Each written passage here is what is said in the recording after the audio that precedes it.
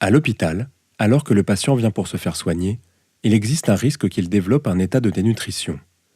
Cela survient lorsque les apports nutritionnels sont insuffisants par rapport aux besoins du malade.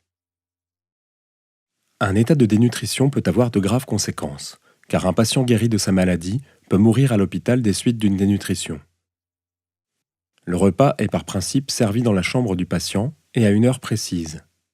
Il ne choisit que rarement les plats qui lui sont servis, d'autant plus qu'il est souvent soumis à des régimes alimentaires sans que cela soit nécessaire pour son bon rétablissement.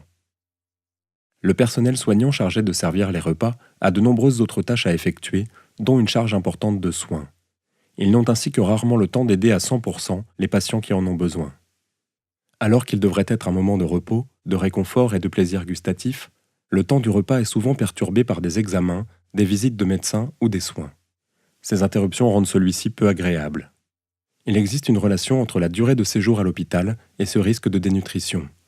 Le gaspillage alimentaire y est important, en moyenne 124 grammes par repas sont jetés. C'est pourquoi le Conseil national de l'alimentation a été saisi de cette problématique afin de formuler des recommandations opérationnelles permettant d'améliorer la place de l'alimentation en milieu hospitalier. Les membres du CNA ainsi que les parties prenantes concernées ont travaillé sur le sujet dans le cadre d'un groupe de concertation. Ce processus a permis d'aboutir à un avis et des recommandations consensuelles s'adressant au pouvoir public, ainsi qu'aux différents acteurs du monde hospitalier, avec pour objectif de parvenir à une réforme en profondeur de l'alimentation à l'hôpital. Nous recommandons de redonner aux patients sa place de citoyen, acteur de ses choix, et de penser l'alimentation comme un élément de l'hospitalité à l'hôpital.